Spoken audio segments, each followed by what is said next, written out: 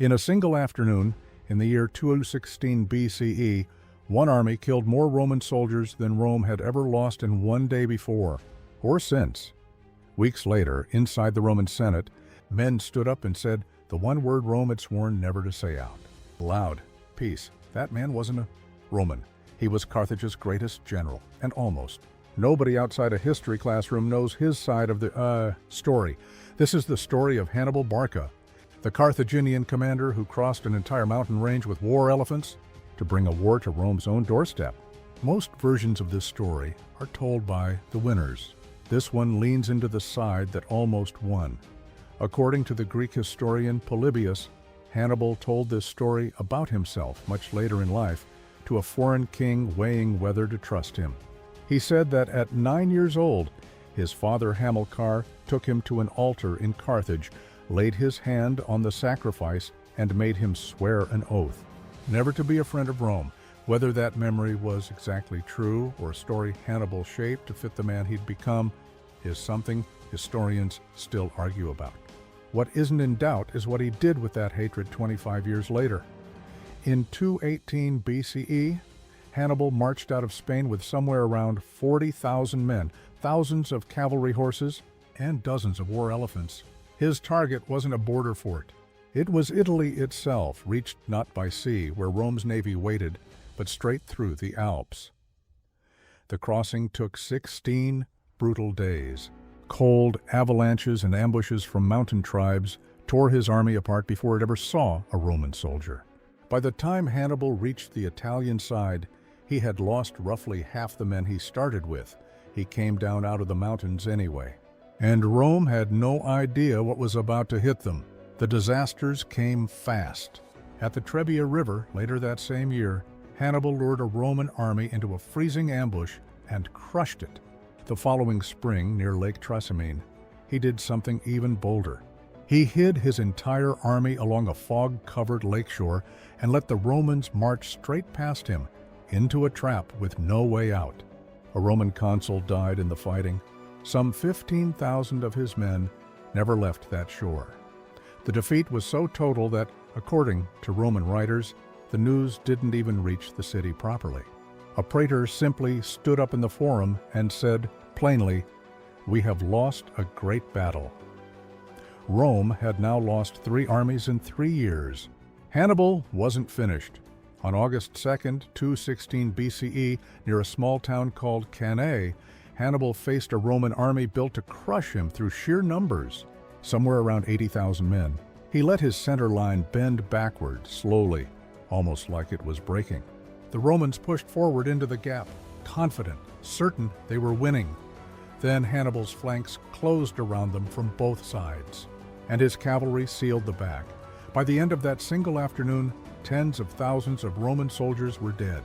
In what remains to this day, the deadliest single day of combat in the entire history of the Roman military. Hannibal ordered his men to strip the gold rings from the bodies of Rome's fallen senators and nobles.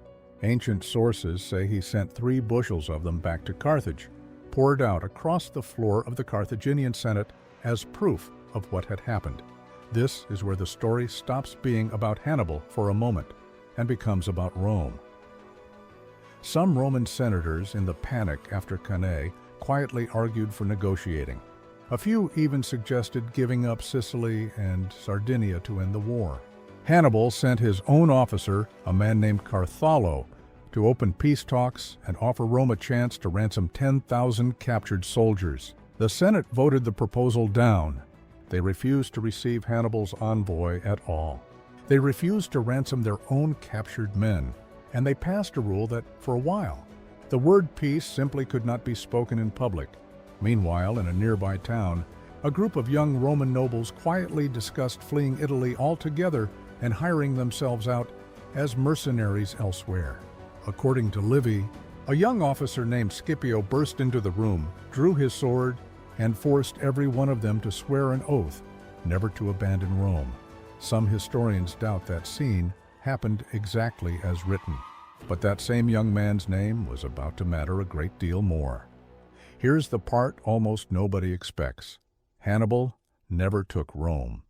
He stayed in Italy for 15 years, undefeated in open battle, and the city he'd sworn as a child to destroy simply refused to fall. While Hannibal waited, Rome changed its strategy completely. Instead of meeting him in open battle, they sent that same young officer, Scipio, to attack Carthage's territory directly, first in Spain, then in North Africa itself. Hannibal was finally recalled home to defend his own city. In 202 BCE, at a place called Zama, Scipio met Hannibal on a battlefield for the first and only time. And the man who had never lost a major battle in 15 years. Lost his last one, Hannibal survived the defeat. He went home, and for a few years, he tried something almost nobody remembers. He became a civil reformer, rewriting Carthage's own government to fight corruption among its elite. Rome didn't trust that either.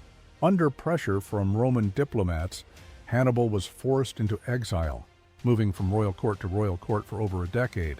All was one step ahead of Rome's demands for his surrender. He was finally cornered in 183 BCE in the kingdom of Bithynia, when a Roman envoy arrived to pressure the local king into handing him over. Hannibal had carried poison with him for exactly this moment.